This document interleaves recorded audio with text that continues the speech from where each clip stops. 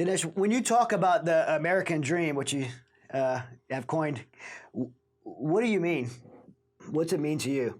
Well, the American dream, if you look at the sort of uh, conversation about it, or even the literature around it, by and large, it focuses on the issue of economic opportunity.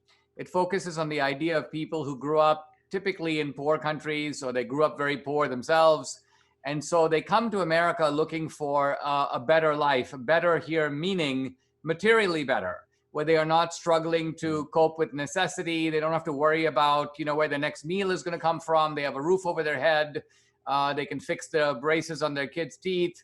So those kinds of things are typically what people talk about. But to me, those are a part of the American dream, but they're not actually the most important part at all. For me, the most important part of the American dream is the dream of being the architect of your own destiny. So to give you an idea, I grew up in a family where I didn't miss a meal. My family had a car. It was kind of an old car and a bit of a clunker, but it did get around. So I wasn't lacking materially for anything. And so, if you ask me, is my life materially better in America? I would say, yes, it is. But the real difference is that if I had stayed in India, my life would to a large degree have followed a certain predictable pattern.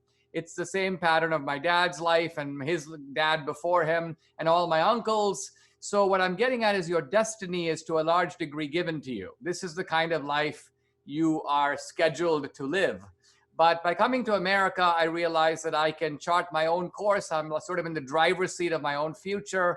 I can do things with my life, which I have done. I mean, if I went to my grandfather at the age of 12 and said, when I get to the middle of my life, I'm going to make a movie and I'm going to release it in 1,000 theaters, he would think, man, he'd call my mom and say, take this boy's temperature. He's obviously something wrong with him. So I've been able to do things with my life that I would never have been able to do in India. And to me, that choreography of one's own life is the essence of the American dream.